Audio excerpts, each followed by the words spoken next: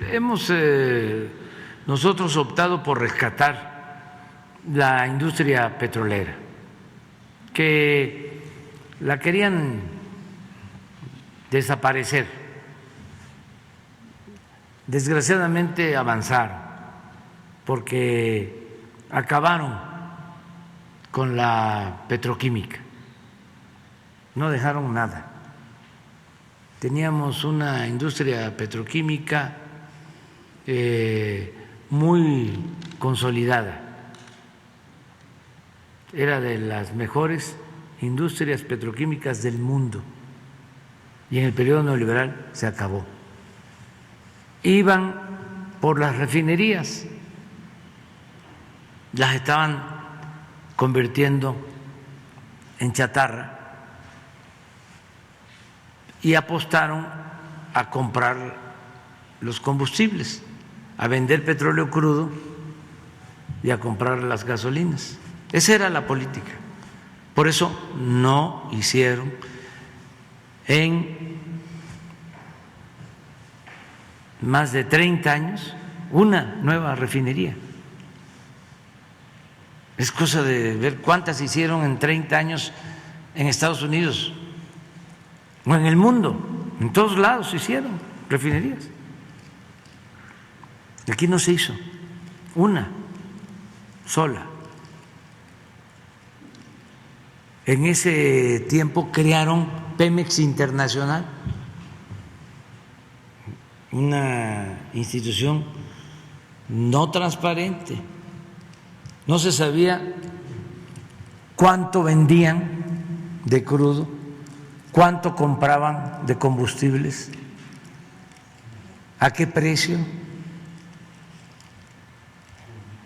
Entonces, ya habían empezado incluso a vender plantas al interior de las refinerías. Vendieron 2 plantas en las 6 refinerías que ahora estamos buscando comprarlas, recuperarlas. ¿Cómo compramos las acciones de Deer Park? Y esa refinería ya es de México. Pues gracias a eso y a lo que se ha invertido desde que llegamos, hemos reducido la importación de combustibles en un 48%. Ya en diésel prácticamente somos autosuficientes. Entonces, esto nos permite tener una política más eficaz en materia petrolera y protegernos ante situaciones como las que se están padeciendo en el mundo, porque ahora el barril del petróleo, la mezcla, ayer estuvo creo que a $119 el barril.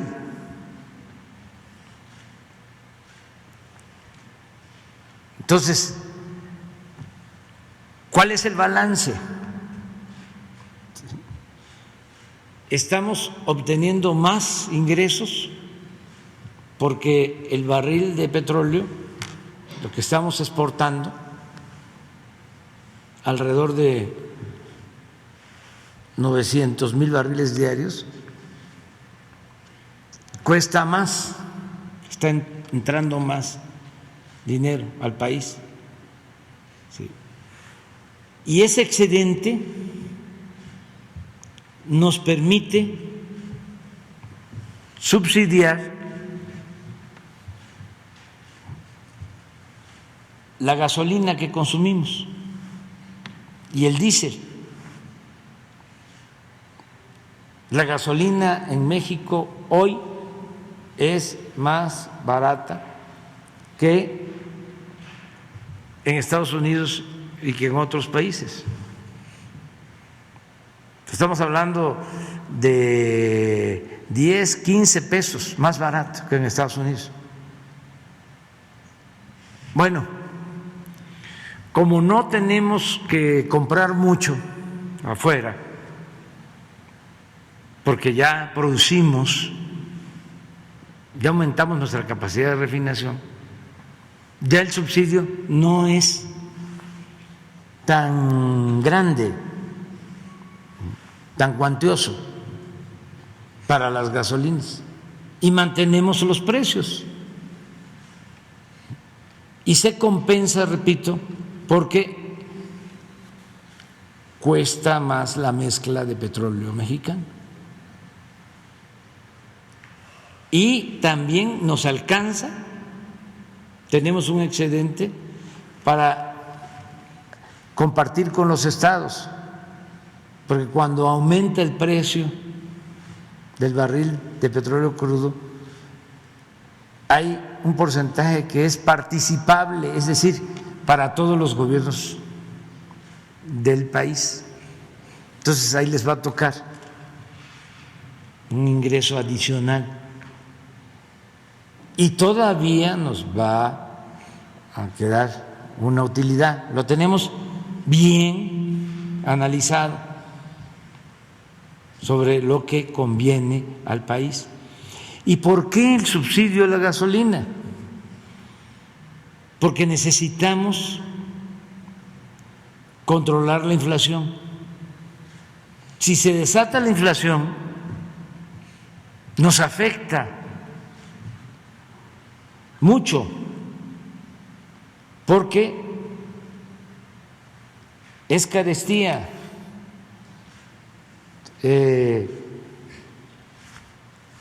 Aumenta el precio de todo y no nos rinde el ingreso. Podemos tener incrementos salariales, pero por la inflación se reduce nuestra capacidad de compra. Entonces, no hay que permitir la inflación. Y hay varias maneras de enfrentarla. La mejor es produciendo lo que consumimos, ser autosuficientes en energéticos y ser autosuficientes en alimentos. ¿Dónde es que pega más la inflación? En energéticos y en alimentos. A ver si no está la tablita de la diferencia de inflación de Estados Unidos y México. Nosotros tenemos afortunadamente menos inflación que en Estados Unidos y se debe en buena medida a que estamos controlando los precios de los combustibles y ellos no han podido. Se acaba de quejar el presidente Biden de que aunque bajaba el petróleo crudo, la gasolina no se reducía en su precio en Estados Unidos, o el precio de la gasolina. Entonces, esa es una forma de enfrentar la inflación. Repito, lo mejor es la producción. Otra forma son estas medidas, como la que estamos aplicando, el que cuidemos precios de todo aquello que tiene que ver con la economía popular, que puede provocar carestía. Otra posibilidad es la apertura comercial, que no la descartamos, porque todavía México tiene aranceles para la importación de algunos alimentos. Entonces, si estamos en un mundo de libre mercado, si hay una situación de incremento de precios por falta de alimentos o de materias primas en México, se abre al mercado para importar, se quitan aranceles y entra carne de pollo y entra huevo y entran granos, a mejores precios. Eso también es un mecanismo que no descartamos para enfrentar la inflación. Ahora, los financieros, también esto en el mundo, cuando hay inflación, ¿qué es lo que hacen? Buscan parar la economía. Esto lo acaban de hacer en Estados Unidos por primera vez en varios años. Aumentaron 0.25% sus tasas de interés. Ayer aquí, en México, el Banco de México aumentó la tasa de interés 0.50, vamos a tener una tasa de interés de 6.5, porque cuando aumentan las tasas de interés hay menos inversión y se supone que baja la inflación, es un mecanismo de control. De todas formas, cuando llegamos nosotros al gobierno, la tasa de interés era del 8%, la bajamos hasta el 4%, pero ahora por esto ha ido subiendo. La decisión de ayer la tomaron en el Banco de México por unanimidad y nosotros respetamos la autonomía del Banco de México. Pero bueno, es para informar de todo lo que estamos haciendo. Esto es la diferencia.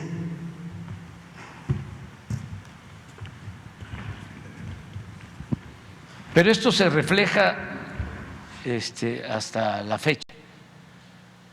Este es nuestro impacto en energético de inflación. Y este es el resto de componentes.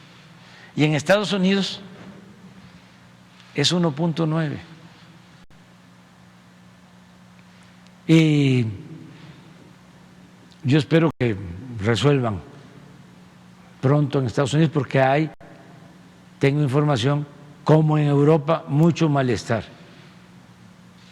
de los consumidores por los incrementos en los precios de energéticos y de la luz. Pero bueno, cada país tiene su política. Nosotros tenemos esta inflación 7.3, ellos estarán en 7.9. Y esto se conserva, porque este corte es hasta el 22. Pero esto es lo que se conserva. Y aquí ven energéticos y nosotros en el resto de componentes estamos arriba. Por eso es la política. Y hay una variable, dirían los tecnócratas, hablando físico, como dirían en mi pueblo, que es fundamental, que es la más importante de todas las variables. Muchas gracias, señor. La honestidad, que no haya corrupción. Esa es la gran diferencia. A nosotros nos alcanza el presupuesto y podemos hacer frente a todas las adversidades porque no se permite la corrupción. Y lo que había antes era un gobierno tomado, secuestrado, saqueado. Entonces, así no se puede. Aunque se trate del modelo económico más perfecto, con corrupción no funciona nada, nada. Por eso la clave está en no permitir la corrupción. Y era mucha la corrupción que había, mucha, desmedida. Se dedicaban a robar, a saquear. Ese es todo. No hace falta ser doctor en economía para saber cómo administrar bien. Muy bien, adelante.